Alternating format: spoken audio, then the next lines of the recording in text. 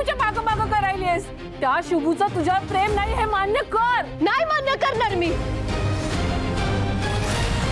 शुभू माझ्यावर प्रेम करू दे हे तर नको करू दे, पण मी शुभूशीच लग्न करणार. आणि मला ठाऊक आहे मम्मी, एकदा का मी शुभूची बायको झाली ना का ती उभी माझ्यावर प्रेम करेल. आहे त्याचं प्रेम माझ्यावर, पण मी शुभूला दुसरं कोणाचंच होऊ देणार नाही. शुभू फक्त माझा आहे, मलाच लगीन करायचंय शुभूशी. स्वीटे लिहून घे, ह्या जन्मी तरी शुभूशी तुझं लगीन होणार नाही. काय? शुभूशी माझं लगीन होणार नाही? मग मी जगून तरी काय करू? नाही, मग मला जगायचंच नाहीये. मला जगायचंच नाहीये.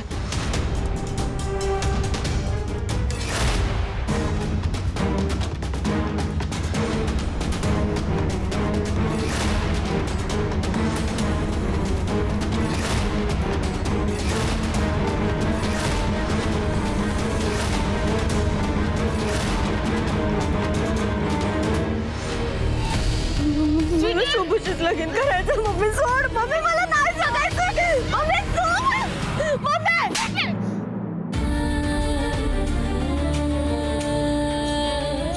असा कसा पळून गेला शिरीष घाणेकर? तुम्हाला त्याच्यावर लक्ष ठेवायला सांगितलं होतं ना? काय करत होतात? तुमच्या हॉस्पिटलमधला पळाला तो.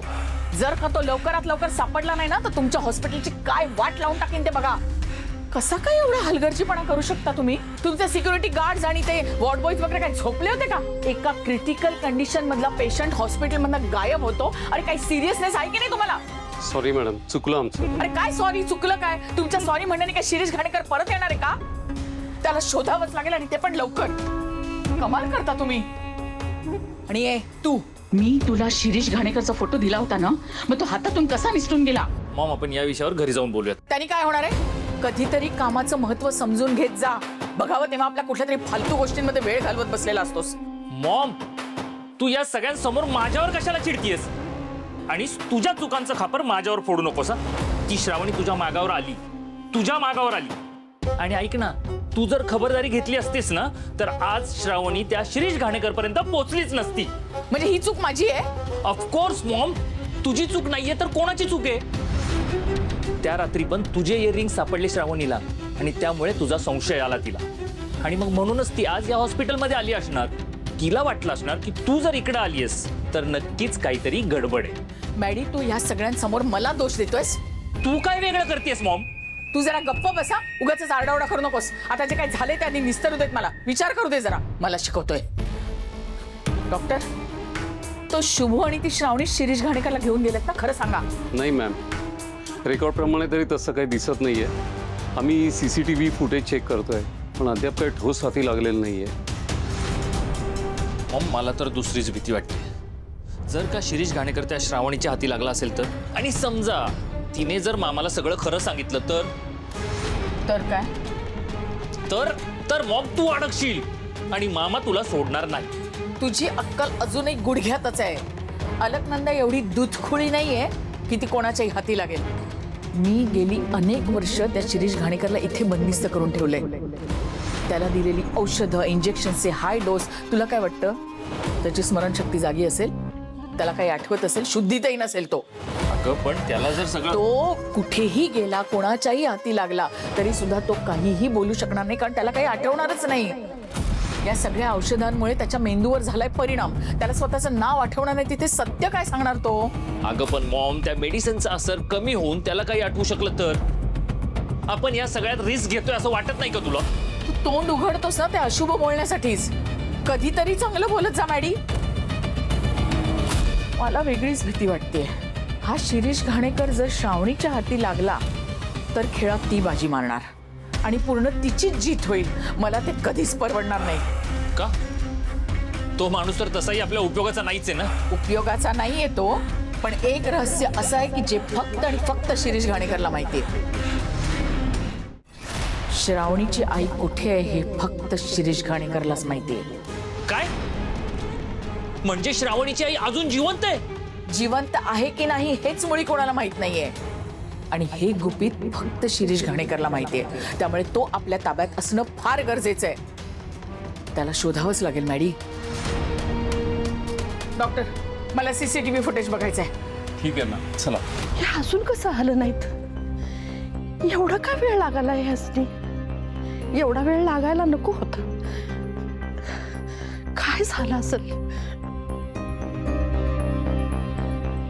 हाय अंबाबाई, ह्यासनी तो शिरीष घाणेकर भेटू दे आणि समज निस्तारू दे. पाणी दे. ओ, काव एवढा काय वेळ लागला तुम्हाला? लागला जरा ये. भेटला का शिरीष घाणेकर? काय बोलला तो? ओळखला का तुम्हाला? श्रावणीची आई कुठे सांगितलं का? नाही, का? गडबड झाली कारभार. तो शिरीष घाणेकर मला थोडा विचित्रच वाटला. मी विचारायचा प्रयत्न केला, पण तो आजही शुद्धीत नव्हता. तेवढ्यात डॉक्टर आला आणि मला निघावं लागलं तिथं. डॉक्टर गेल्यावर जायचं ना परत? विचार केला होता जावं, पर हिंमत नाही झाली. का म्हणजे अगं, जर का तिथं माझ्यावर कोणाला संशय आला असता, मला ओळखलं असतं ना, तर पुढचं आयुष्य जेलात गेलं असतं माझं. आणि त्या अलकनंदानं केलं असतं काहीतरी ते वेगळंच. अयो, सगळीकडेच गडबड व्हायला लागली. अहो, आता काय करायचं आपण? तेव्हाच विचार आता मी बी करायलोय. अनुराधाताई, मला जरा तुमच्याशी बोलायचंय.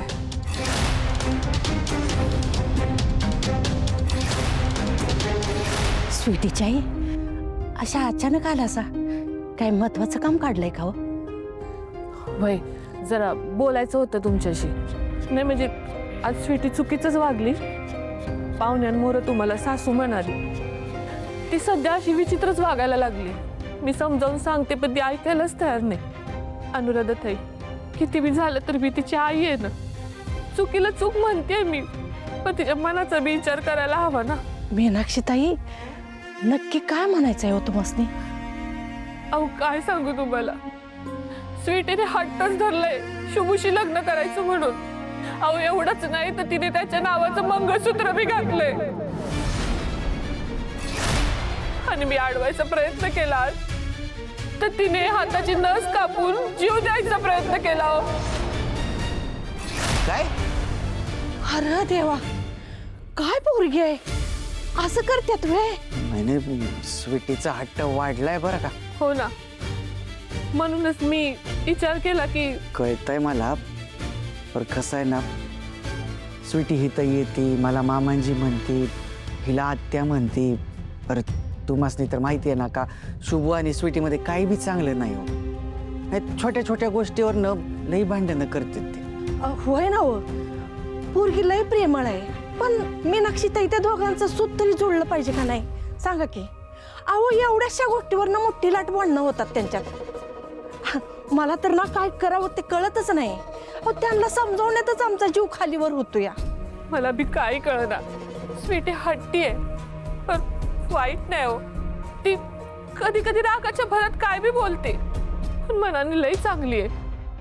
मी काय म्हणते, आपण शुभूचं आणि स्वीटीचं लग्न लावून देऊया ना. म्हणजे स्वीटी नीट वागत. तुम्ही शुभूशी बोलून घेता का एकदा? माझी लाडाची पोरे होईल ती.